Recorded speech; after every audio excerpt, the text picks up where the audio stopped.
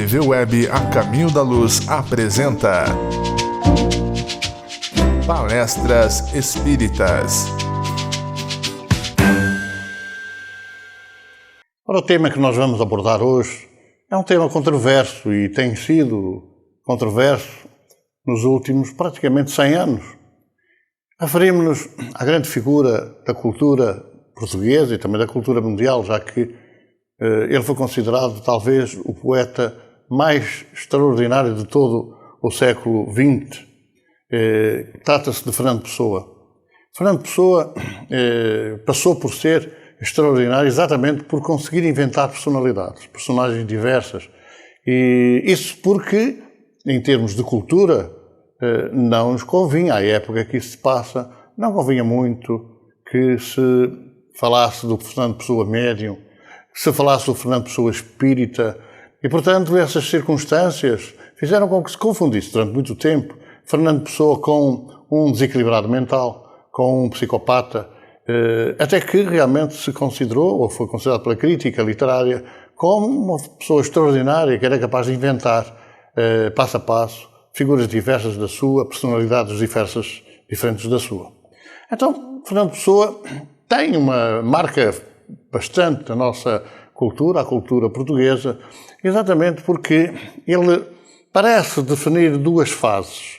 Uma que ele não gostava muito, e referia-se aos descobrimentos, à história das descobertas, que Camões cantou, já que ele, tal como intelectual que era na época, achava que esse relato do passado não era tão significativo como aquilo que se previa fosse o futuro, aquilo que se previa fosse e que ele achava que devia ser o futuro de Portugal no mundo. Há poemas extraordinários, curiosos até na sua profundidade e na sua até simplicidade, que nos definem de alguma forma essa posição do poeta, essa posição da pessoa. Eu vou só aqui relembrar, e estamos numa fase, ele reparta-se a uma fase em que Portugal de facto é nevoeiro, isto é, em que Portugal cai no fim da monarquia, sai do fim da monarquia e entra no início da República. É um período muito crítico, quando, em 1908, os republicanos, que já estavam no poder, porque já constituíam um partido político bem interventivo na política nacional, quando os republicanos protagonizam o assassinato, quer do rei, quer do príncipe herdeiro. E isso faz com que a movimentação social e a movimentação política transforme Portugal num grande poço sem fundo, num futuro incerto. Ele tem este poema realmente que é muito importante, que é exatamente o poema Nevoeiro. E eu passaria a recordar esse poema. Nem rei, nem lei, nem paz, nem guerra, define com perfil e ser este fulgor baço da terra que é Portugal a entristecer.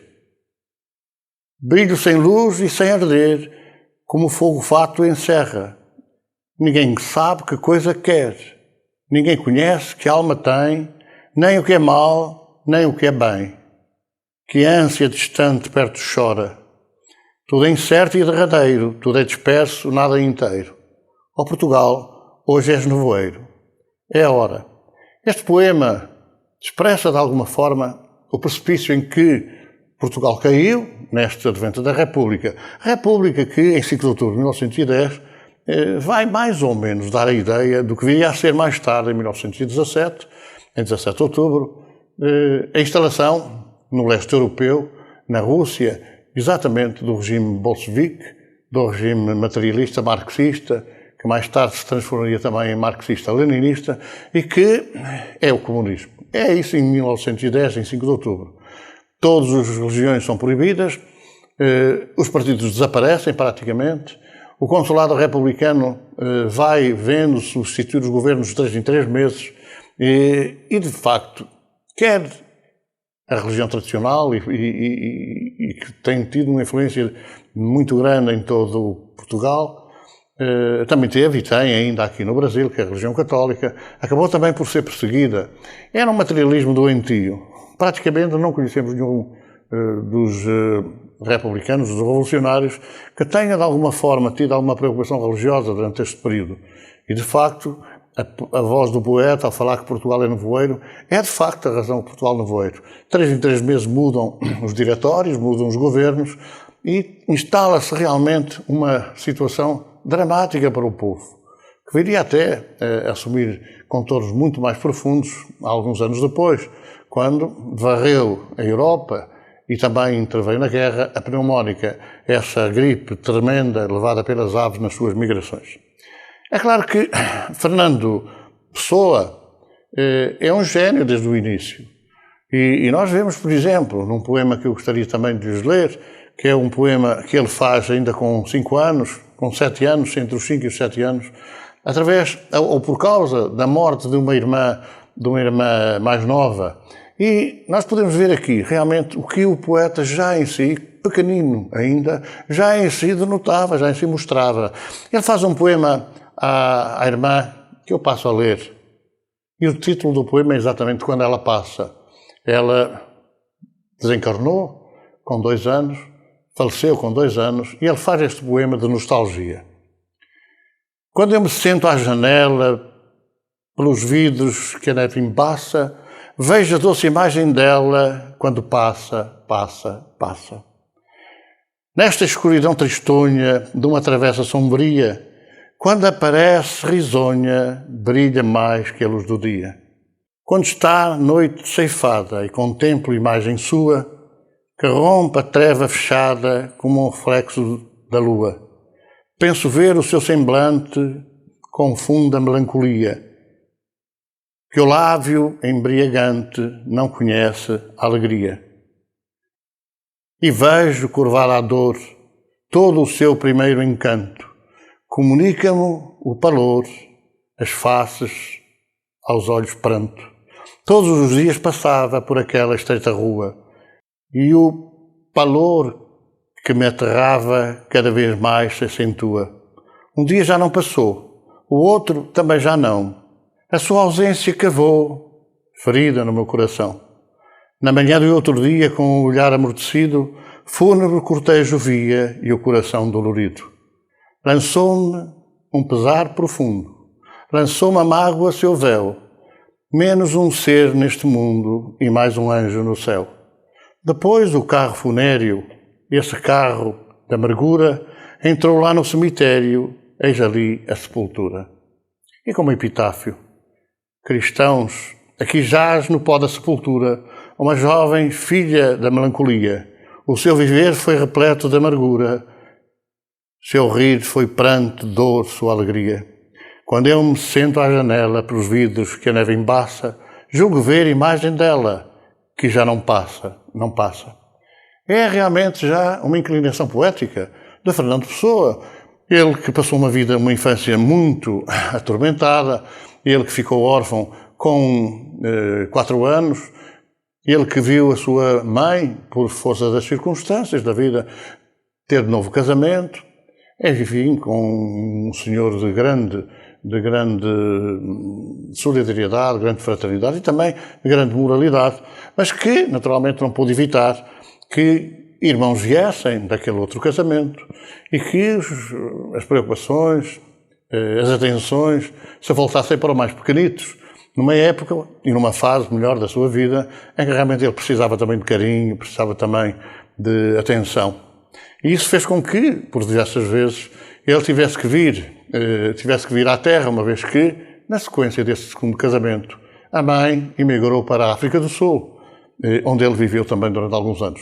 E não é por acaso que ele se vem mais tarde a notorizar pela capacidade de falar várias línguas, e notadamente o inglês. Ele tem várias obras publicadas em inglês que resultam desse início da sua atividade escolar, dos seus estudos na África do Sul. Gostaria agora de lembrar alguns aspectos muito importantes. É porque Fernando Pessoa não é por acaso que chama Fernando. E também não é por acaso que chama Fernando António, porque é o nome dele, Fernando António de Nogueira Pessoa. E vamos falar aqui em algumas figuras notáveis da história da religião e também da história do mundo. E lembrava desde logo a primeira figura, que é São Francisco de Assis. São Francisco de Assis vive, ou nasce, melhor dizendo, em 1182. Isto para nos situarmos mais ou menos nas figuras que vamos notar e na sua projeção histórica ou religiosa. Fernando aparece aqui também nesta época com o nome de Fernando de Bulhões. Fernando de Bulhões, que era familiar de Godofredo de Bulhões, um dos grandes comandantes das Cruzadas, aparece também em 1191. Portanto, 1182, Francisco de Assis, 1191, Fernando António. Fernando de Bulhões ou viria a ser, pouco depois de uma fase, enfim, atormentada da vida, com doenças, com hipotéticos naufrágios, com imigrações para o norte de Marrocos, numa função religiosa, o regresso inopinado de novo a Portugal. Exatamente este Fernando, descendente de Godofredo de Bulhões, o Fernando de Bulhões, vem a tomar um outro nome diferente, vem a tomar o nome de António. António era exatamente aquela figura muito carinhosa e muito elevada culturalmente, que foi Santo António. Alguns considerando Santo António de Pádua, outros considerando Santo António de Lisboa. Santo António, pois é evidente que era português, embora tenha estado em Pádua a exercer a sua missão de sacerdote e depois também como das figuras mais notórias da Igreja, um dos doutores da Igreja, ele que era formado em Teologia e que viria também a tomar conta, posteriormente, ainda que poucos anos, da Ordem de São Francisco de Assis, ou da Ordem Franciscana. Gostaria ainda de recordar aqui uma outra figura, que é a Rainha Santa Isabel. Isto porque há um certo relacionamento, digamos assim, uma certa ligação entre estas figuras naquilo que é o aspecto fundamental para Portugal e, portanto, para aquilo que depois se desenvolveu nos descobrimentos, na marcha das naus, das caravelas que aportaram aqui ao Brasil, a Rainha Santa Isabel, que é uma menina com 11 anos, quando parte para Portugal e depois com 12 casa em Trancoso com o rei Dom Dinis, devia ser uma figura importantíssima nos descobrimentos, porque, embora se não se considerasse assim na história de Portugal, ele plantou o punhal de Leiria, não só para que houvesse uma travagem das areias do mar, nos ventos que sopravam do mar, e travassem, digamos assim, o prejuízo que causaria tal à agricultura, mas fundamentalmente porque esta plantação de madeiras, plantação de pinheiros, veio depois a ser fundamental na construção das naus, da construção das caravelas e das naus, que depois protagonizaram a mais extraordinária viagem marítima que até hoje é conhecida e que levou até os americanos, quando foi da exploração espacial, a dizer que os descobrimentos estavam ao nível da exploração espacial que eles protagonizavam então com as naves que levaram até à Lua, como nós sabemos. Outra figura que nós gostaríamos de chamar aqui à colação é exatamente o Nuno Álvares Pereira. Nuno Álvares Pereira foi um grande general. Estamos a falar, Nuno Álvares Pereira, em 1360, de uma sequência de espíritos, de entidades sublimes que marcaram determinadas épocas. E este Nuno Álvares Pereira, pois vem a ser, de facto, uma figura muito importante no aspecto religioso, um homem que chegou a general com 24 anos, que comandou as tropas portuguesas que derrotaram as forças espanholas naquela guerra que ficou conhecida como a Guerra da Independência, uma vez que toda a sequência, desde o tempo de António de Lisboa, como a Rainha Santa, como depois Nuno Álvares Pereira, apanha um período muito importante daquilo que poderia ter constituído o renascimento religioso, que não existiu, não acompanhou propriamente o renascimento artístico daquela época. É claro que entroncamos agora numa fase muito importante que é o espiritismo em Portugal. Como é que nós vemos a evolução desde Kardec, 1857, Livro dos Espíritos, até chegarmos a esta fase do início do século XX, onde vamos situar Fernando Pessoa. Vamos encontrar figuras muito importantes, que eu recordo apenas, e aqui para o país irmão, para o Brasil, como Augusto Elias da Silva, que é uma figura muito conhecida, ligada à fundação da Federação Brasileira, também à revista Reformador. Ou Batuíra, o português que veio para o Brasil com pouca idade ainda e que depois se notabilizou nas correrias, na distribuição dos jornais e que, exatamente pela analogia com a ave que aqui existe, Batuíra, ficou com esse nome. Depois Inácio de Bettencourt, ou Sousa Couto, agora em Portugal, um advogado muito importante do final do século XIX e princípio do século XX, e que era espírita convicto, e que frequentava em Paris a Sociedade de Estudos Espíritas de Paris. E ele, e curiosamente, também Eça de Queiroz, um grande poeta, um grande escritor português, no final do século XIX, uma vez que ele acabou por desencarnar em 1900. Depois também Maria O'Neill. Maria O'Neill foi uma figura notável na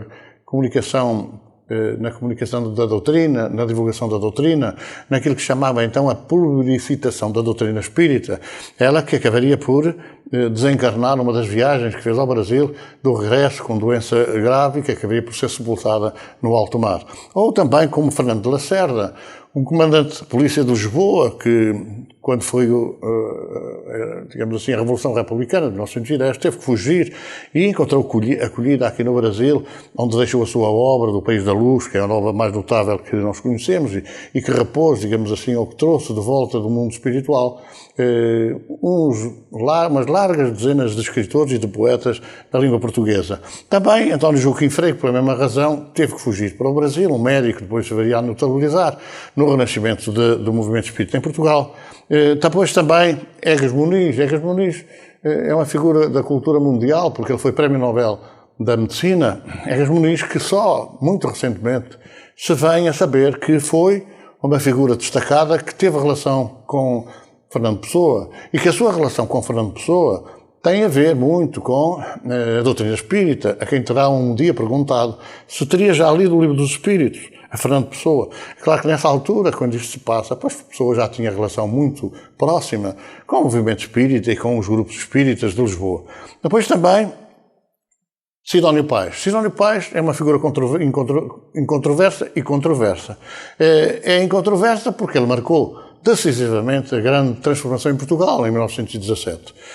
Mas é também controversa, porque ele foi um dos revolucionários, do 5 de outubro de 1910, que em 1917 entendeu que tinha sido traído nas suas convicções e resolveu tomar o poder em Portugal. Foi considerado pelos seus pares como um ditador, mas, é boa verdade, das medidas mais notáveis que ele assumiu foi o fim das perseguições religiosas.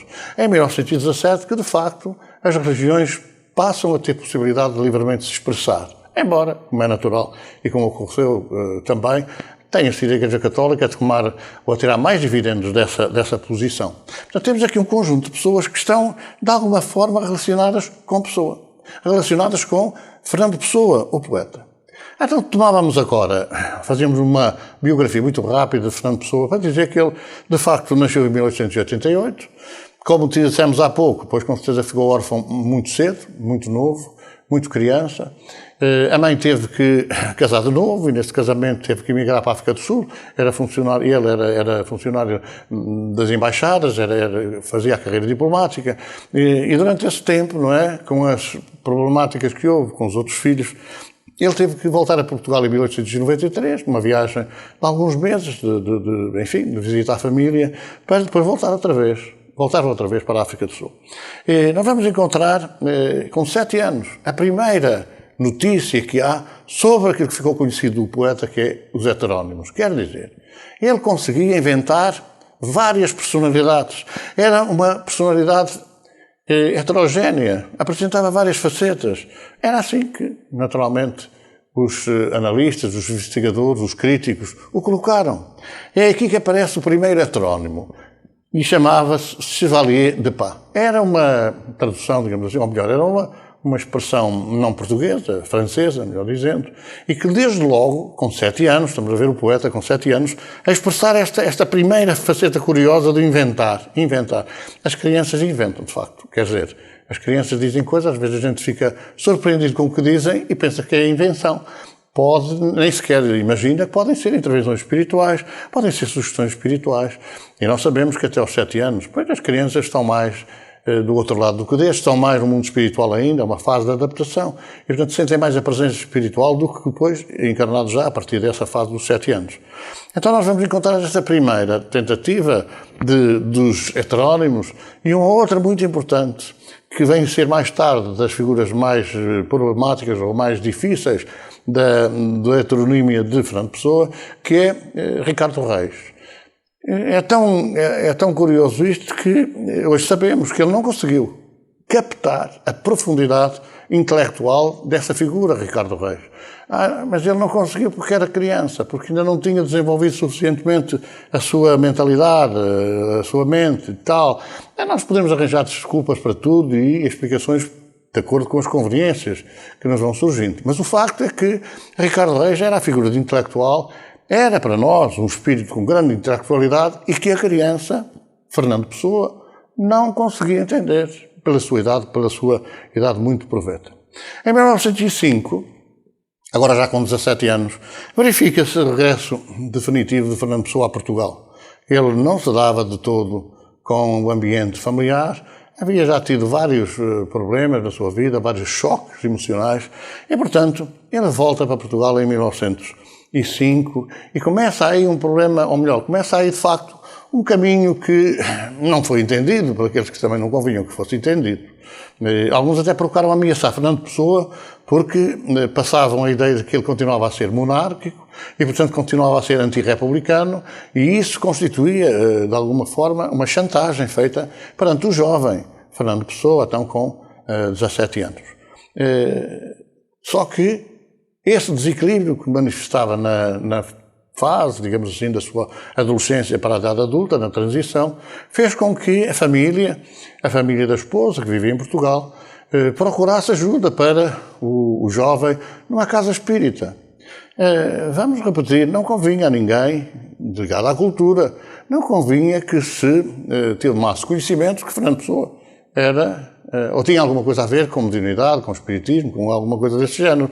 E daí que a confidencialidade com que este caso foi conduzido fez com que, durante muito tempo, a quem lhe convinha, que lá está, escondessem essa faceta. Mas sabe-se que ele ia ser, digamos assim, acompanhado numa casa espírita, onde uma tia, a irmã da mãe, trabalhava na mediunidade, isto é, onde desenvolvia as suas capacidades mediúnicas num trabalho elevado, num trabalho profundo, de acordo com os postulados de Allan Kardec.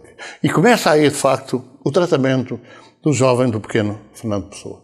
Pequeno, quer dizer, jovem, porque ainda tinha, como dissemos há pouco, 17, a caminho dos 18, uma fase crítica, realmente, da mediunidade, como nós todos sabemos. Então, aparece aqui realmente e claramente definida a mediunidade. Já assim, mas quem é que inventou que era a mediunidade? Ninguém inventou.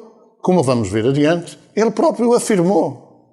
Ele próprio o afirmou, que era médium. E também, nesta relação que nós estamos a expor, também que estava ligado ao espiritismo, ao movimento espírita da época, que, como voltamos a recordar, entrou num período de perseguição em 1910.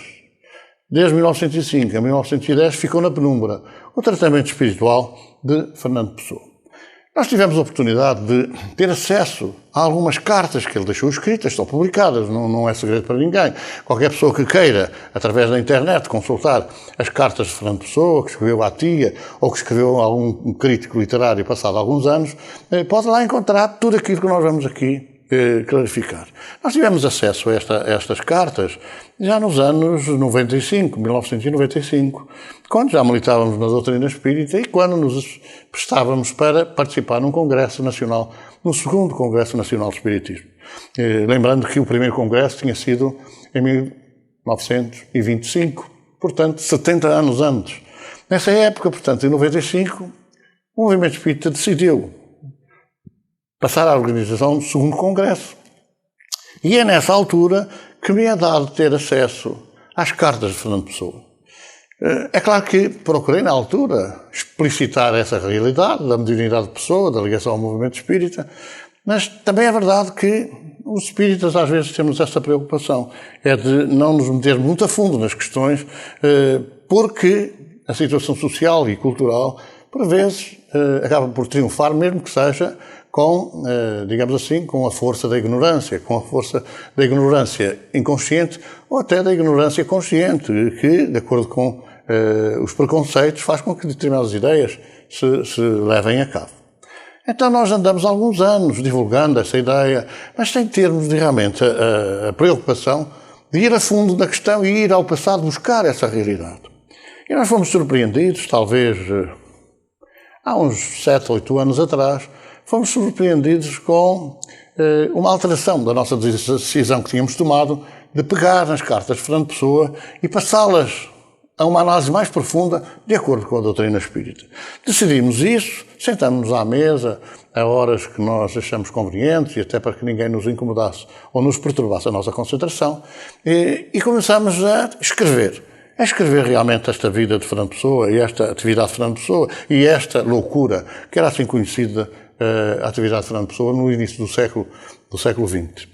E chegamos à conclusão que, no decorrer dessa elaboração da documentação que achávamos muito importante, nos surgiu uma ideia que extravasa muito da consciência, da nossa consciência, do dia-a-dia, das nossas preocupações do dia-a-dia, porque nos surge uma descrição que não podia ser nossa, porque nós não sabíamos dessa circunstância, uma descrição que remontava de uma espécie de relatório, uma espécie de, digamos assim, de análise crítica feita no mundo espiritual nos anos 70. 1970 não era uma data para nós muito especial à época, não era muito especial porque era 1970. Em Portugal aparecia apenas uma diferença. É que em 1968, o então Presidente do Conselho português, António Oliveira Salazar, tinha tido um acidente, caído da cadeira e tinha ficado num estado absolutamente de incapacidade de poder continuar a governação do país. E sucedeu-lhe o professor Marcelo Caetano, que em tempos tinha sido um delfim, tinha sido um seu aluno, lá na política, e tomou realmente as funções de Primeiro-Ministro, Presidente do Conselho de Ministros, e abriu de alguma forma a liberdade de expressão noutras facetas, quer na política, embora depois tenha havido um refriar dessa liberdade, também no aspecto religioso, também no aspecto do espiritismo ou do movimento espírita, que estava proibido desde 1953. Essa situação, digamos assim, de abertura, de alguma forma fez-nos analisar depois porque é que, em 1970, os espíritos vêm dizer que houve uma reunião no mundo espiritual, pairando sobre a cidade de Lisboa. E essa reunião é muito curiosa, porquê? Porque era uma altura em que da liberdade, por exemplo, da liberdade de expressão que começava a surgir, havia um pregão lisboeta sobre a venda de jornais. Claro que era impensável, então, falar-se em determinados aspectos políticos. Mas havia 4 jornais em Lisboa que se vendiam e que os ardinas anunciavam pelas ruas. E é curioso que um dos jornais que havia era a República, o outro era o Diário Popular, o outro era o Jornal da Capital e o outro era o Diário de Lisboa. E os ardinas cantavam esse anúncio. República, Popular, Capital, Lisboa. Fazendo a relação digamos assim, deste pregão, isto era uma coisa impensável, porque considerava-se que Portugal era uma república, que tinha a capital em Lisboa e que era uma república popular. República Popular, Capital, Lisboa. Este pregão é interessante porquê? Porque nesta viagem descrita, de 1970, eles vêm dar uma ideia muito curiosa de que o miúdo o Ardina, que cantava estas, numa zona muito importante, onde Fernando Pessoa também levava a cabo a sua tarefa de médium, que também se reunia com os amigos, fazendo as suas famosas tertúlias, que também tentava, de alguma forma, escrever poemas que ele próprio às vezes não sabia definir como.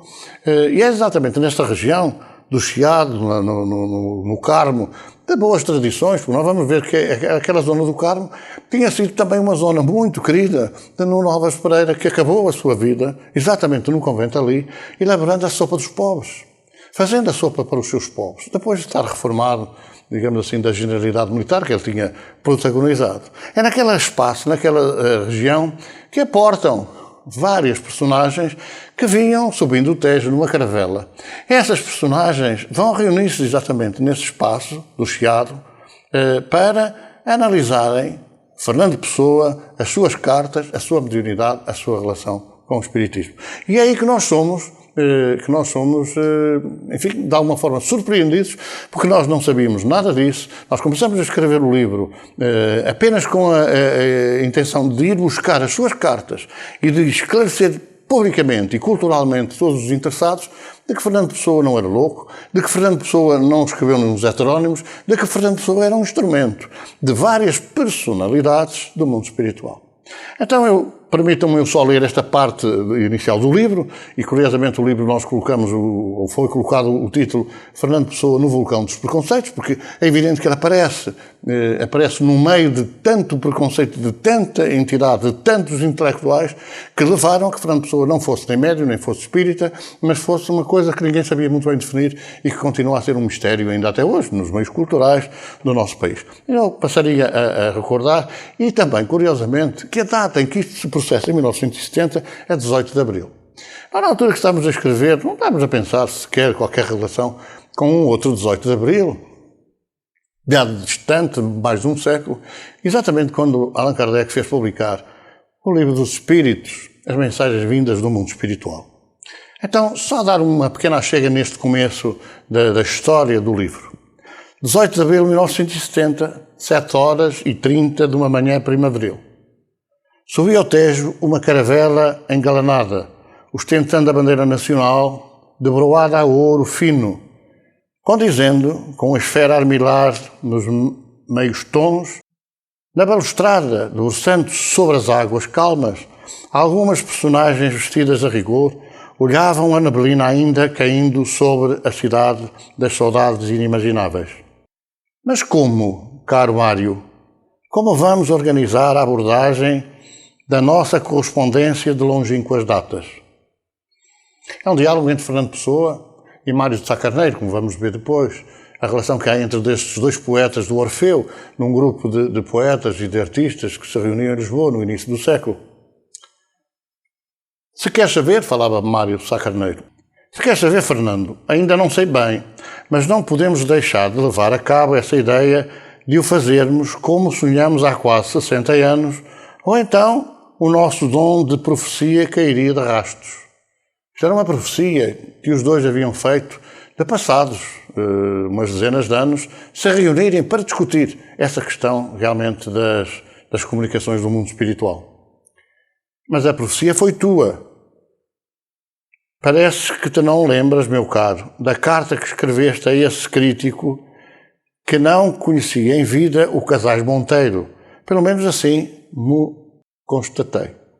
É claro que o crítico literário, já foi no final da vida de Fernando Pessoa, em 1931, era alguém que era contra Fernando Pessoa, que queria todo o trânsito, fazer com que ele fosse condenado e preso. Numa fase até que, digamos, Fernando Pessoa já andava a alcoolizar-se, já andava a descambar para um processo obsessivo muito intenso. E foi neste tempo que ele respondeu a Adolfo Casais Monteiro, o tal crítico literário, a propósito da sua mediunidade. Porque também tinha que ter muito cuidado quando dissesse que era médium, quando dissesse que tinha a faculdade mediúnica, porque, naturalmente, tudo estava preparado para ser acusado pelo regime de ser adversário do regime e da Igreja. Naquela época, já com força em Portugal, porque em 1928, a Revolução do 28 de Maio, levou o país, digamos assim, a um exercício de poder, digamos assim, ditatorial até do regime que viria a acabar em 25 de abril de 74. E, portanto, havia aquele medo de ser perseguido, o próprio Fernando Pessoa, e, portanto, dava uma no cravo, outra na ferradura. Era, mas talvez não fosse. O quê? Estamos a falar daquela profecia que eles já haviam feito. O quê? Da discussão estética entre Álvaro de Campos e Ricardo Reis. Álvaro de Campos e Ricardo Reis são dois dos seus heterónimos. Vamos falar agora de outra maneira. São dois dos espíritos mais importantes que se comunicavam através de Fernando Pessoa. E eles tinham previsto que houvesse uma discussão estética entre Ricardo Reis, o intelectual, e também Álvaro de Campos, o guia, o orientador da mediunidade de Fernando Pessoa. É evidente que isto, quando começa essa descrição, e o livro desenvolve esse tema profusamente, nós vamos encontrar aparecendo, digamos assim, naquele ambiente do Chiado, naquele ambiente, digamos assim, da Lisboa cultural, aparecendo outras figuras, claro, Fernando Pessoa e Mário de Sá Carneiro, mas também António Nobre, um outro poeta do século XIX, muito importante, mas também Eça de Queiroz, mas também Camilo Castelo Branco, mas também Antero de Quental. Vamos apanhar aqui várias figuras muito importantes até nas comunicações que mais tarde se receberiam através de Francisco Canto Xavier, nesse fantástico tratado à poesia que é o Parnaso de Além Túmulo. Mas também o professor Egas Muniz, exatamente o Prémio Nobel da Medicina, mas também Fernando Lacerda, ou António Joaquim Freire, ou Maria O'Neill, ou outras figuras pioneiras do movimento espírita em Portugal. É nesta fase que nós começamos a compreender alguns respigos de algum esclarecimento que foram sendo trazidos ao longo dos anos para a ribalta do movimento espírita. Era impensável acreditar, e hoje já em algumas entidades vêm falando sobre isso, que, por exemplo, figuras como o professor Egas Muniz, o doutor Egas Muniz médico, que devessem estar relacionadas com o espiritismo. Ou figuras como Sidónio Pais, considerado Major Sidónio Pais, Presidente da República Portuguesa, entre 1917 e 1918, que tivesse alguma relação com o espiritismo, embora, e na nossa tradição histórica nós conhecemos assim, Sidónio Pais foi avisado, durante o seu consulado, durante a sua presidência, e foi avisado por um amigo que era médico, era espírita do norte do país, da região do Minho, de que se preparava o seu assassinato, de que lhe iria ser seguramente assassinado no seu percurso, e que levou o próprio presidente a dizer que não podia fugir da sua, digamos assim, do seu procedimento, da sua maneira de ser, para que o povo não entrasse em pânico e não confiasse nele. E o que é facto é que Sidónio Pais veio a ser assassinado em 1918, a suspender-se até dessa forma esse advento, digamos assim, da liberdade que começava a nascer no país. Ora, nesta comunicação e, portanto, nesta transmissão, digamos assim, dessa reunião que houve nos anos 70, ou no ano de 1970, no Chiado, nós vamos encontrar agora a retomada da carta mais importante, que começa, digamos assim, a abrir as portas ao entendimento da mediunidade de pessoa. Vamos encontrar a carta à tia que o tinha acolhido em Lisboa e que o tinha levado, de facto, até um grupo espírita para tratar a sua loucura, a sua, enfim, depressão maníaca ou a sua situação maníaco-depressiva, essa esquizofrenia que muitos autores e muitos analistas consideravam ser aquilo que se passava com Fernando Pessoa.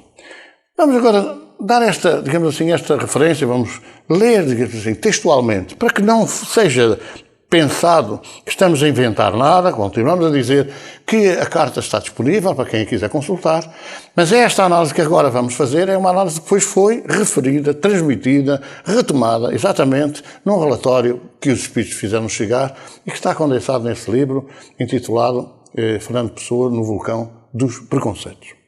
Escreve ele à tia Anica, então fugida da República e imigrada na Suíça. Vamos agora a um caso misterioso que a interessa, que a tia Anica diz não poder calcular o que seja. Sim, não calcula. Não calcula de certo. Eu próprio é o que menos esperaria. O facto é o seguinte, aí por fins de março, se eu não me engano, comecei a ser médium, imagine.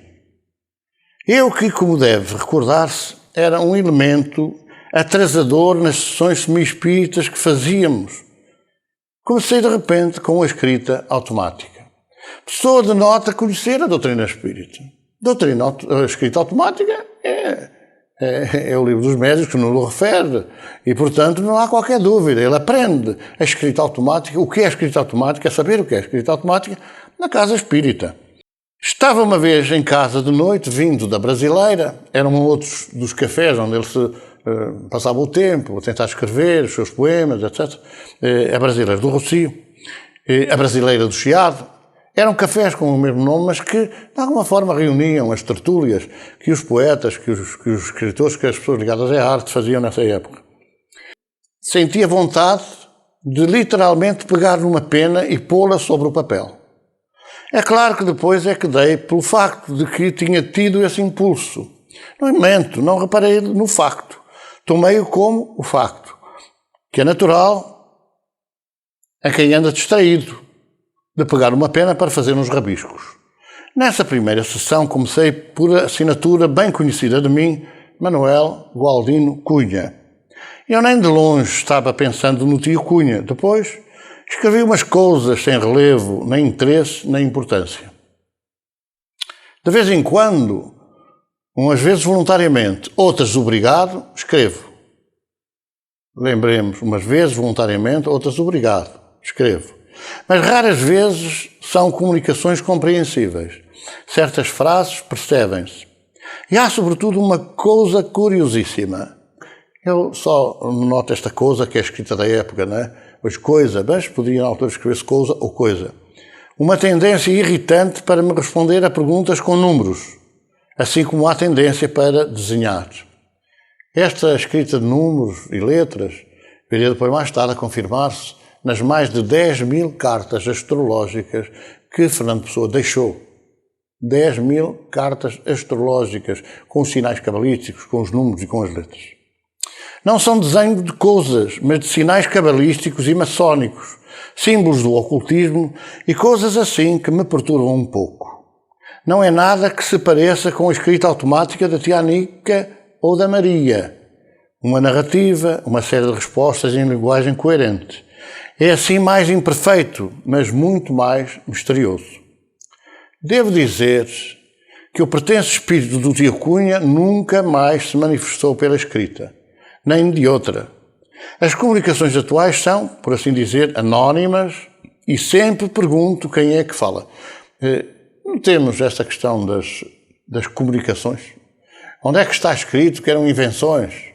Onde é que se encontra escrito que Fernando Pessoa inventou personalidades, inventou caráteres, inventou outras formas de ser e de estar? As comunicações atuais são, por assim dizer, anónimas e sempre pergunto quem é que fala. Faz-me desenhos ou escreve-me números. Mando-lhe junto uma amostra simples que não é preciso devolver-me. Nesta há números e rabiscos, mas quase que não há desenhos. É o que tenho aqui à mão.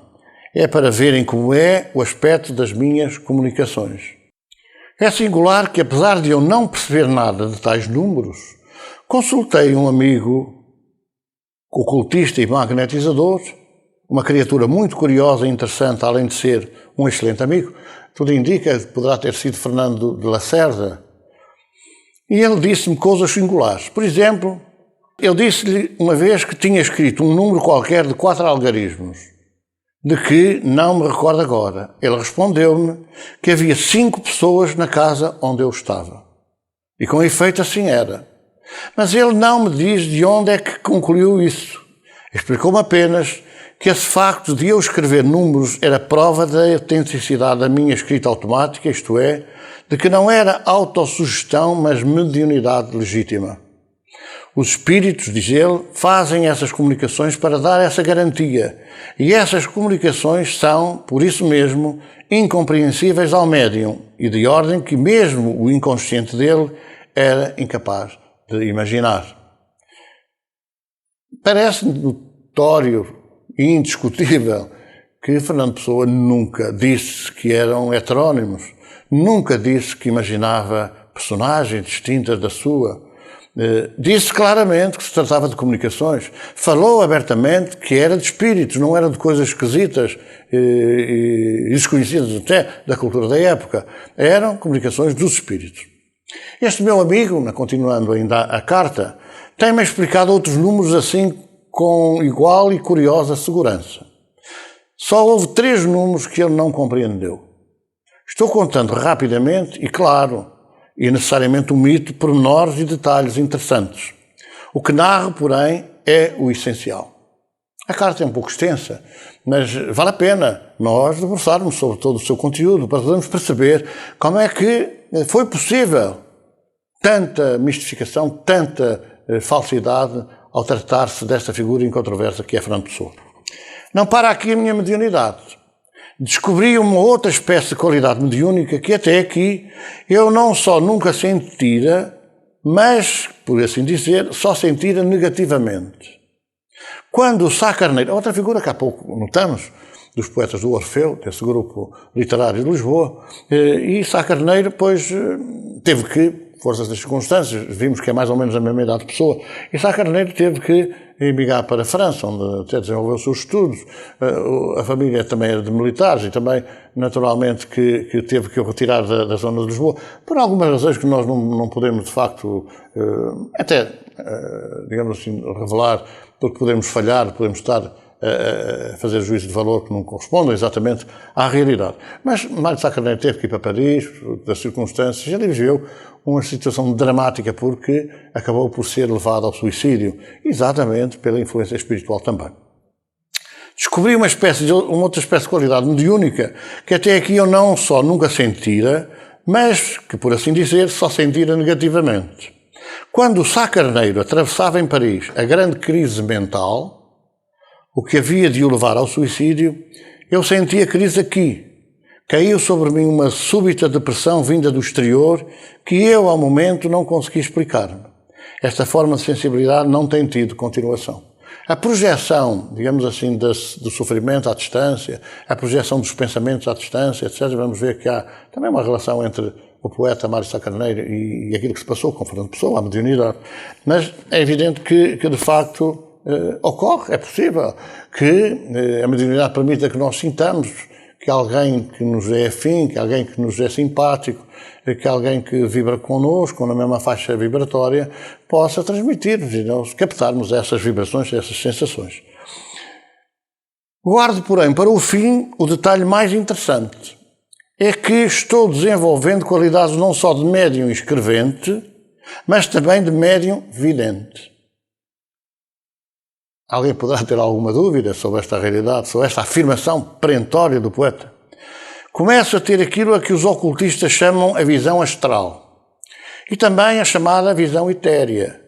Tudo isto está muito em princípio, mas não admite dúvidas. É tudo por enquanto imperfeito e em certos momentos só, mas nesses momentos existe. Há momentos, por exemplo, em que tenho perfeitamente alvoradas de visão etérica, em que vejo a aura magnética de algumas pessoas e, sobretudo, a minha ao espelho e no escuro, irradiando-me das mãos. Não é alucinação, porque o que vejo, outros veem-no. Pelo menos um outro com qualidades destas mais desenvolvidas. Cheguei, num momento feliz de visão etérica, a ver na Brasileira do Rocio, de manhã, costelas de um indivíduo através do fato e da pele. Isto é, que é a visão etérica no seu pleno grau. Chegarei eu a tê-la realmente, isto é, mais nítida e sempre que quiser? A visão astral está muito imperfeita, mas às vezes, de noite, fecho os olhos e há uma sucessão de pequenos quadros, muito rápidos, muito nítidos, tão nítidos como qualquer coisa do mundo exterior. Há figuras estranhas, desenhos, sinais simbólicos, números também, já tenho visto números, etc. E há o que é uma sensação muito curiosa, por vezes, o sentir-me de repente pertença de qualquer outra coisa. O meu braço direito, por exemplo, começa a ser-me levantado no ar, sem eu querer. É claro que posso resistir, mas o facto é que não o quis levantar nessa ocasião. Outras vezes, sou feito cair para o lado como se estivesse magnetizado, etc. É uma carta de uma grande profundidade e que eu acho que quem tiver boas intenções e quem quiser ser independente não tem conclusões a tirar, senão, obviamente, as de que se trata de algo relacionado com a mediunidade. E como ele frequentava casas espíritas, foi aprendendo dentro do movimento espírita, dentro das vibrações espíritas que o movimento expressa, não haveria dúvidas nenhumas de tirar a conclusão de que ele frequentava e vivia dentro do movimento espírita. Perguntará a tia Anita, prosseguindo a carta, em que isto me perturba e em que é que estes fenómenos, aliás ainda tão rudimentares, me incomodam. Não é o susto. Há mais curiosidade do que susto, ainda que haja às vezes coisas que metem um certo respeito, como quando, várias vezes, olhando para o espelho, imagine agora como é que pode haver confusão nesta afirmação que ele vai fazer. Imagine agora, olhando para o espelho, a minha cara desaparece e me surge uma faces de homem de barbas ou um outro qualquer. São 4 ao todo os que assim me aparecem. São 4 ao todo, pois viam a ser classificados como heterónimos, mas são 4 figuras diferentes, porque ele olha ao espelho, muda-lhe a cara que aparece é exatamente do autor da comunicação, daquilo que é do espírito que se comunica através dele. O que me incomoda um pouco é que eu sei pouco mais ou menos o que isto significa. Não julgues que é loucura, não é. dá-se até o facto curioso de, em matéria de equilíbrio mental, eu estar bem como nunca estive. É que tudo isto não é o vulgar desenvolvimento das qualidades do médium. Já sei o bastante de ciências ocultas para reconhecer que estão sendo acordadas em mim os sentidos chamados superiores para um fim qualquer que um mestre conhecido, Álvaro do Campos, o seu guia, lá, que assim me vai iniciando ao impor-me uma existência superior que vai dar um sofrimento muito maior do que até aqui tenho tido. E aquele desgosto profundo de tudo o que vem com a aquisição dessas altas faculdades. Além disso, já o próprio alvorecer dessas faculdades é acompanhado de uma misteriosa sensação de isolamento e de abandono que enche de amargura até ao fundo da alma.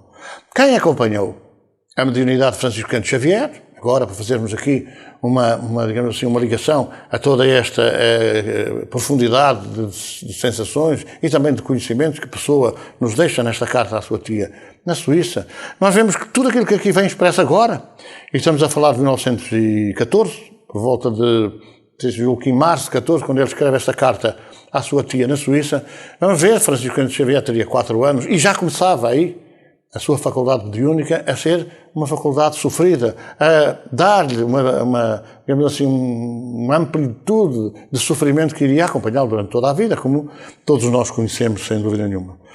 Então, é muito interessante ver que os médiuns, nesta lição brilhante, que os médiuns só podem esperar trabalho e sacrifício, só podem esperar trabalho e dor, e também só podem esperar que na aquisição de conhecimentos para a sua exercício, da sua faculdade, que essa luta, esse trabalho, esse sofrimento, irá dar tarde ou cedo a evolução. E resultará sempre numa escolha pessoal quando nós vimos à Terra exatamente na expressão máxima do trabalho da mediunidade. Enfim, continua o poeta para a sua tia, será o que tiver que ser. Eu não digo tudo porque nem tudo se pode dizer. Vejam algum cuidado que é preciso ter sempre para que as coisas não envererem por um campo prejudicial ao exercício da própria mediunidade. Eu não digo tudo porque nem tudo se pode dizer, mas digo bastante para que vagamente me compreenda. Não sei se realmente julgará que estou doido. Creio que não. Estas coisas são anormais, sim, mas não antinaturais. Quer dizer, o anormais no sentido de que não são vulgares, não são corriqueiras, não andam aí aos pontapés, toda a gente tem mediunidade, toda a gente tem este tipo de mediunidade, toda a gente é extraordinária na mediunidade, porque sabemos que não é bem assim. E, aliás, curiosa a expressão da época, depois vem dar, de alguma forma, base a este título do livro que identificamos, O Vulcão dos Preconceitos. Pedi-lhe o favor de não falar nisto a ninguém. Não há vantagem nenhuma e há muitas desvantagens, algumas talvez de ordem desconhecida, em fazê-lo. Esta carta, escrita em 1914, um período muito importante da vida deste personagem e também da vida de Mário de Sá Carneiro, 1914-16, coincide curiosamente com um pico de situação grave na sociedade portuguesa, porque é exatamente na sucessão dos consulados de governação, é nessa sequência que Portugal vai participar na guerra de 14-18, na Primeira Grande Guerra Mundial, e culmina em 1916 com a partida das primeiras forças expedicionárias portuguesas para a França. Esta carta, portanto, depois passa-se uma série de fenómenos, uma série de aspectos curiosos da vida de Fernando Pessoa e da vida que os cercava, mas esta carta atinge realmente foros de grande importância na medida em que o poeta atravessa, talvez por não ter assumido plenamente essa característica da mediunidade espiritual, da mediunidade com o espiritismo, melhor dizendo, ou a doutrina espírita, ou com o movimento espírita, sempre procurou esconder, também havia perseguições muito grandes. À época, perseguições dos seus comparsas, dos seus pares na cultura, mas ela depois vem a ter concretização mais tarde, em 1931. Embora haja um episódio muito interessante que eu gostaria de referir, que é quando, por volta de 1926, numa altura do ressurgimento do movimento espírita em Portugal, 1925, 26, Pessoa tem uma crise tremenda de sentimentalidade, de sensibilidade. É quando a sua mãe desencarna desencarna prematuramente, ou melhor, desencarna-se de surpresa, sem ele contar com isso. E ele vai voltar a ter contacto mais próximo com o espiritismo, com o movimento espírita, porque ele pretende, de facto, falar com a mãe, receber a mensagem da mãe, contatar com a mãe. E volta a frequentar com alguma assiduidade um centro espírita que até era dirigido por, na altura, já dirigentes do movimento espírita português, renascido em 1925-26, com, digamos assim, a criação da Federação Espírita Portuguesa, ou a recriação da Federação Espírita Portuguesa, e ele vai frequentar um centro na região de Benfica, em Lisboa, onde também pontificava António Joaquim Freire, que tinha sido uma das figuras mais importantes do ressurgimento do movimento espírita, tinha sido o grande organizador do primeiro Congresso Espírita Português, que fundou a tal Federação, em 1926. E é neste grupo, com outra figura lendária do movimento espírita, que é Madame Lacombe, e com outros personagens dessa época, ele vai ter possibilidade de falar, então, com a mãe. E aí, queremos que realmente ele enverdou pela frequência assídua das casas espíritas, concretamente dessa casa espírita na região de Benfica, em Lisboa, que depois perdemos o rastro, não sabemos já o que é que foi feito, até porque alguns anos mais tarde foi proibido o espiritismo em Portugal, as casas tiveram todas que fechar e portanto, perdemos de alguma forma esses relatos históricos daquilo que é o movimento espírita em Portugal. Então, nesta fase, entrando em 1930 e 31, está acérrima, está verdadeiramente ativa a perseguição à pessoa e às suas faculdades. E é um crítico literário, naturalmente ligado à parte mais materialista da governação. Já nessa altura não estaria muito, digamos assim, bem visto pelo governo de então, o governo de Salazar, e portanto aquele que foi conhecido como a Segunda República, o Estado Novo, que era Adolfo Casais Monteiro. Era uma figura muito importante da crítica literária. E Adolfo Casais Monteiro escreve a pessoa a interrogá-lo diretamente, provocando que ele assumisse a sua condição de espírita para poder acusá-lo perante a cultura da época. É em 13 de janeiro de 1931 que, em resposta à carta de Adolfo Casais Monteiro, Pessoa escreve, e vamos passar a dar nota desta carta. Parte da carta, não é? E a certa altura diz assim: tentei inventar um poeta bucólico. Vejam, tentei inventar um poeta bucólico. Espécie complicada para pregar uma partida a Sá Carneiro. Sá Carneiro suicidou-se em 1916, estamos em 1931. Ele vai descrever, pessoa, a Adolfo Casais Monteiro, toda essa, digamos assim, atividade sua, no campo espiritual, que o outro não aceitava, como é natural.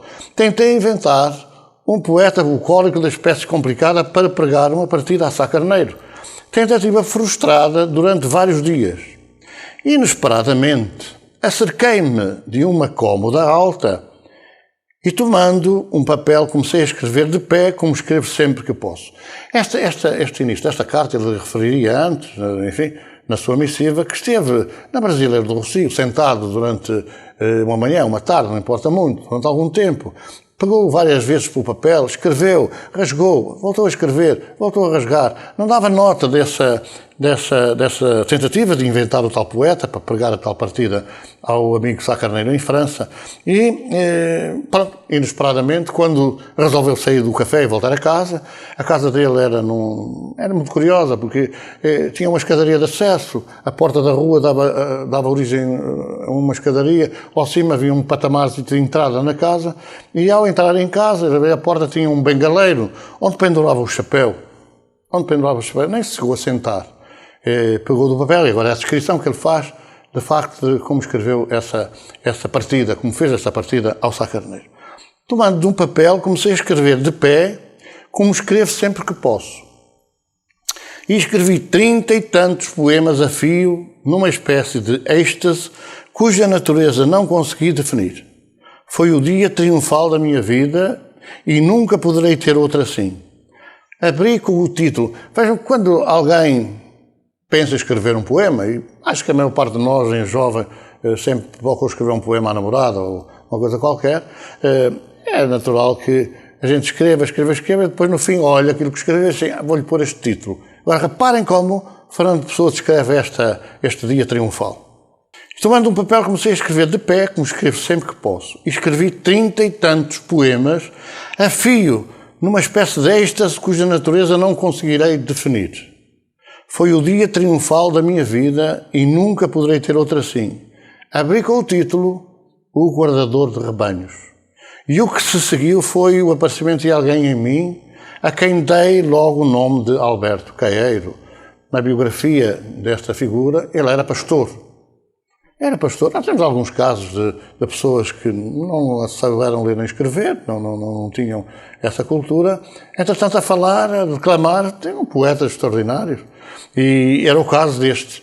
Era um guardador de rebanhos e foi exatamente o título que começou. Escreveu e fez a poesia a seguir. Enfim, diríamos outra vez que quando a gente escreve um poema, primeiro escreve as coisas, depois vê qual é o título que eu vou dar a isto. Aqui não, ele deu logo o título e escreveu 30 e tantos poemas. Alberto Caeiro, um daqueles que foi considerado um dos heterónimos, Álvaro de Campos, Ricardo Reis, e um meio heterónimo, conforme nós sabemos da tradição, que era Bernardo Soares. E era meio porque nem era absolutamente diferente de Pessoa, mas tinha muita coisa de Fernando Pessoa. Por isso é que se dizia que era meio heterónimo. Mas há espíritos que têm a mesma escola literária, que alguns estão na Terra, uns estão desencarnados e os da Terra têm a mesma escola, ou pintores, da mesma escola de pintura, da mesmo tipo de técnica de escrever, etc. Portanto, nisso não é de admirar. E agora reparem, porque é muito importante, porque a propósito daquela carta inicial que nós dissemos, daquela descrição, melhor dizendo, da viagem sobre o Tejo, e vejam como é interessante essa ligação. Se algum dia eu puder publicar a discussão estética entre Ricardo Reis e Álvaro de Campos, verá como eles são diferentes e como eu não sou nada na matéria. Será que alguém pode duvidar desta afirmação de Fernando Pessoa? Se eu publicar um dia, já tinha falado isso a Mário Sacramento, se eu publicar um dia esta discussão estética, discussão literária, discussão cultural, discussão poética, vai ver que os dois são diferentes e eu não tenho nada a ver com o assunto. Portanto, Pessoa afirma aqui claramente que ele não criou nada, porque se ele tivesse criado Álvaro de Campos e Ricardo Reis, ele é que tinha criado, e portanto tinha que ver realmente com os dois personagens. Arranquei do seu falso paganismo o Ricardo Reis, um intelectual, como já tivemos a oportunidade de aqui dizer. Arranquei do seu falso paganismo o Ricardo Reis latente, descobri-lhe o nome e ajustei-o a si mesmo, porque nessa altura já o via. E de repente, e em derivação oposta à de Ricardo Reis, surgiu-me impetuosamente um novo indivíduo. Num jato e à máquina de escrever, sem interrupção nem emenda, surgiu a ode triunfal de Álvaro de Campos, a ode com esse nome e o homem com o nome que tem.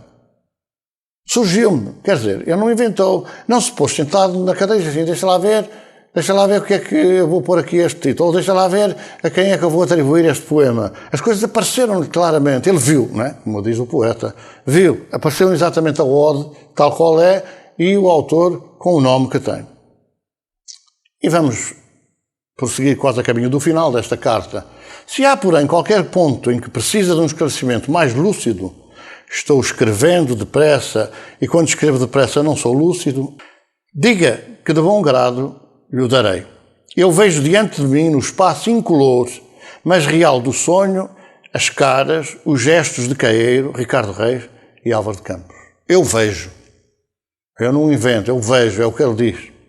Como escrevo esse nome, ou como escrevo o nome destes três, não sei. Mas Caeiro, por pura e inesperada inspiração, uma divindade de intuição, sem saber ou sequer calcular que iria escrever. Então inventou ou nem sabia e não inventou nada. Ricardo Reis, depois de uma deliberação abstrata que subitamente se concretiza numa ode. E Campos, quando sinto um súbito impulso para escrever e não sei o quê. O meu semi-heterónimo Bernardo Soares, que aliás em muitas coisas se parece com Álvaro de Campos, aparece sempre que estou cansado ou sonolento, de sorte que tenha um pouco suspensas as qualidades de raciocínio e de inibição. Aquela prosa é um constante devaneio. Eu queria aqui só ressaltar um aspecto, se me permitem, que é ele aqui referir-se-me heterónimo. É o que era considerado à época. Embora hoje a coisa está complicada, não é? Porque ao ser investigado, digamos assim, estudado o espólio que ele deixou, Hoje não há como continuar a inventar heterónimos, porque há centenas de comunicações escritas que o poeta produziu em vida e que são atribuídas a outras figuras completamente distintas umas das outras e, portanto, que se referem, não sem qualquer dúvida, a espíritos que se comunicam através dele com várias capacidades e com várias formas de ser e de estar na cultura e na religião. É um semi-heterónimo, continua ele, porque não sendo personalidade a minha, é não diferente da minha, mas uma simples mutilação desta. Sou eu, menos o raciocínio e a afetividade. Sou eu, menos o raciocínio, não é dele, e a afetividade também não é a mesma. A prosa, salvo que o raciocínio dado termo à minha, é igual a esta, e o português perfeitamente igual. Ao passo que Queiro escrevia mal o português, o guardador de rebanho, não é? Campos razoavelmente, mas com lapsos, como dizer eu próprio, em vez de eu mesmo, e Reis melhor do que eu, mas com um purismo que considero exagerado. Como é que é possível, desculpem, esta chamada à colação e também à análise, como é que é possível que uma pessoa escreva melhor que ela própria? Quando alguém conseguir dizer como é que isso se faz, está resolvido o problema dos estudantes. Não há mais problema nenhum. Arranja-se aí um checklist qualquer, os estudantes vão para os exames, vão coisa, e pronto, arranjam uma maneira de escrever melhor do que eles e passam todos. Torna-se um mundo maravilhoso. É a pessoa que diz, Ricardo Reis, claramente, melhor do que eu, escreve melhor do que eu, mas com um purismo que eu considero exagerado. Como é que o poeta inventa alguém que escreve melhor do que ele? Como é possível? E como é que é possível teimar? Já lá vai o tempo em que nós éramos obrigados a acreditar nas coisas que os religiosos nos diziam, sob pena de sermos condenados ao fogo do inferno. Agora, como é que é possível, nesta questão, é assim porque não se discute, porque é um mistério. Não há mistérios. Claro, pessoa, escreve melhor do que eu. Eu não consigo escrever melhor do que o que escrevo. Não há nenhum daqueles que nos estão a ouvir que consiga escrever melhor do que aquilo que escreve. Ou então, expliquem como é que isso se consegue. Pode ser que seja a solução para a educação de todo o mundo, porque aí escusa de andar a gastar dinheiro na educação. A pessoa põe um livro na cabeça, não é preciso dar debate e as letras entram e fica tudo resolvido logo à partida. Só dar agora alguns lives de relação com esta figura que é Mário de Sá Carneiro, porque eles eram amigos muito chegados. Muito chegados. Para além de nascerem com um espaço de um ano, eles eram muito chegados e conduziram tertúlias, aquelas reuniões de café em que debatiam vários temas, como era também foi acolhido de alguma forma por essa de Queiroz em Paris. Eu frequentava os grandes movimentos literários de Paris, e Paris a cidade de luz, a cidade da cultura, mas com certeza que havia práticas, havia hábitos criados, digamos assim, pelas pessoas importantes da cultura, e realmente isto foi transferido também para Portugal. No início do século XX reuniam, como eu já tive a oportunidade de dizer, na Brasileira do Chiado, ou na Brasileira do Rocio, ou mesmo até na Brasileira do Terreiro do Paço. Eram 3 cafés com nomes idênticos, onde os poetas se reuniam. E este Mário de Sá Carneiro, que realmente nasce 2 anos depois de Fernando Pessoa e desencarna em 1916, em abril de 1916, é uma figura muito marcante da vida de Fernando Pessoa. Só para verem realmente a relação que havia. Porque o que é que acontecia? Nas cartas que escreviam, um ou outro, e há várias cartas, notava-se que o professor era Fernando Pessoa e o aluno era Mário de Sá Carneiro. Todos aqueles problemas de caráter mediúnico, de caráter espiritual, de caráter obsessivo que se passavam com Mário de Sá Carneiro em Paris, ele questionava a pessoa: o que é que acha que isto é? O que é que acha que se passa comigo? Etc. Descrevia as sensações que tinha. E Fernando Pessoa respondia dizendo: é isto, aquilo, sempre numa orientação espiritual baseada naquilo que a doutrina espírita nos ensina e daquilo que nós podemos fazer também com as pessoas que sofrem e que passam dores, às vezes inenarráveis, mas que podem surgir na nossa vida. Nós podemos dar esse esclarecimento. Agora vejam só como aqui está marcante este conhecimento que a pessoa lhe transmitiu num poema que eu vou ler, se me permitem, que é o poema O Lorde, que tem a ver com esta questão da mediunidade e a questão da reencarnação, que são 2 pilares fundamentais do Espiritismo em relação a todos os outros pilares comuns que têm as várias religiões, dos vários tipos, dos vários, enfim, continentes. O Lorde. Bom, embora Mário Sá Carneiro fosse originário de uma família, enfim, importante, da portuguesa, da cultura portuguesa, mas ele vivia numa situação muito precária em Paris. Acabou por não ter dinheiro para estudar e com um relacionamento muito tempestuoso que acabou por ter com o pai, mas com certeza que ele vivia com dificuldades. Mas vejam como é muito notório este poema. O Lorde. Lorde que eu fui de Escócias de outra vida. Hoje arrasta por esta a sua decadência, sem brilho e sem equipagens. Milord reduzido a viver de imagens, para as montas de joias de opulência, num desejo brumoso, em dúvidas iludida. Por isso a minha raiva mal contida, por isso a minha eterna paciência. Olho as praças, rodeio-as. Quem sabe se ele outrora teve praças como esta e palácios e colunas, longas terras, quintas cheias, iates pelo mar afora, montanhas e lagos, florestas e dunas. Por isso, a minha sensação em me fincar há tanto, de um grande património algures haver perdido. Por isso, o meu desejo astral de luxo desmedido e a cor da minha obra, o que ficou de encanto. É uma descrição de outras vidas.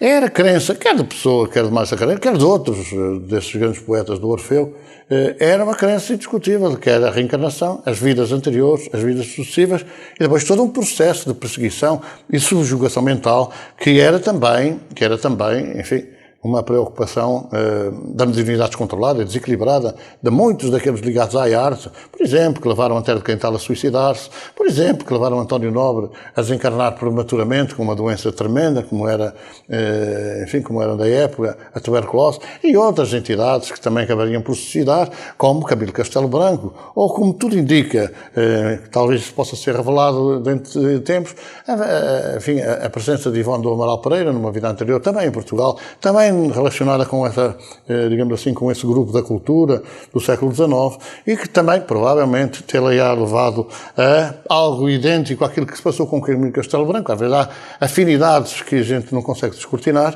e que a terá levado, provavelmente, também a um suicídio.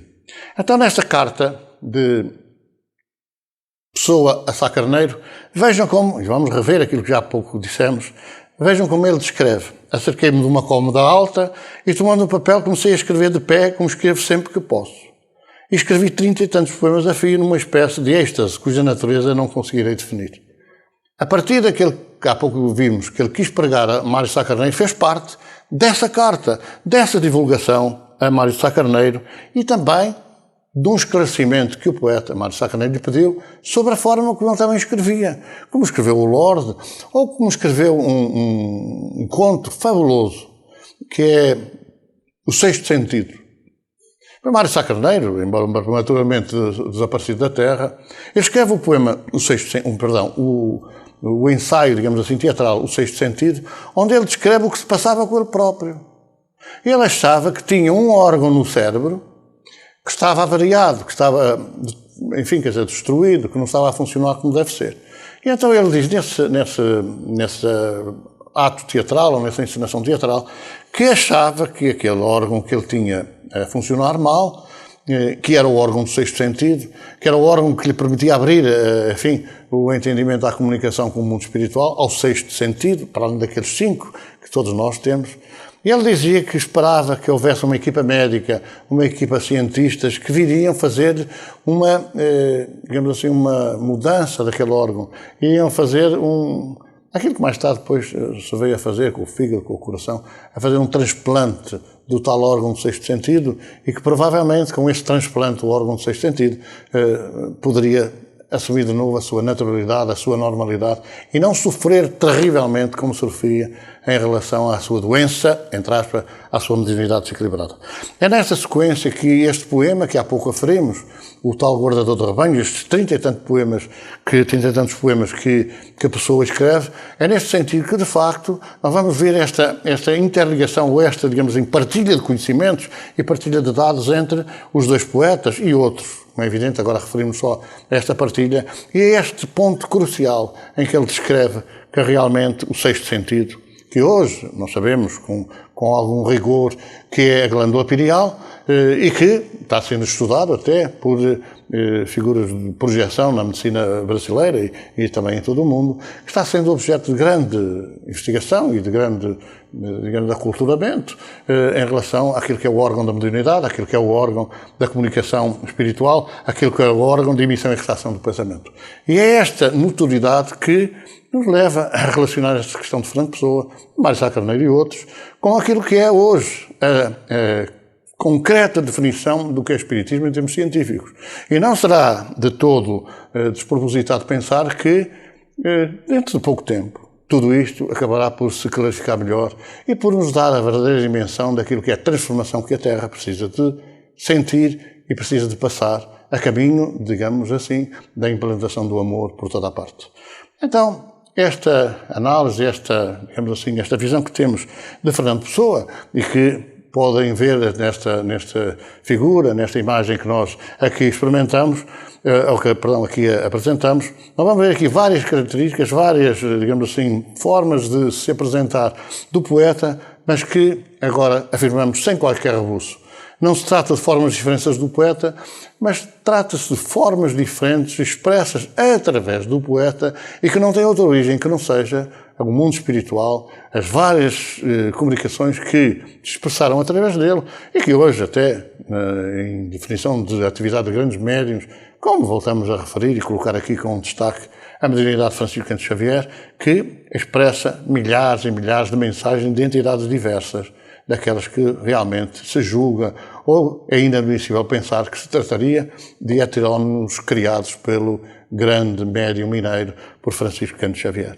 São expressões da mediunidade e, no caso concreto, expressões tomadas para a lição dos homens, para aprendizado nosso e, naturalmente, para a melhoria da situação social, económica, cultural de toda a Terra.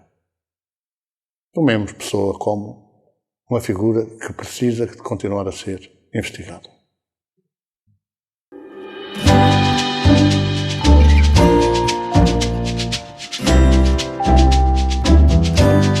A TV Web A Caminho da Luz apresentou Palestras Espíritas.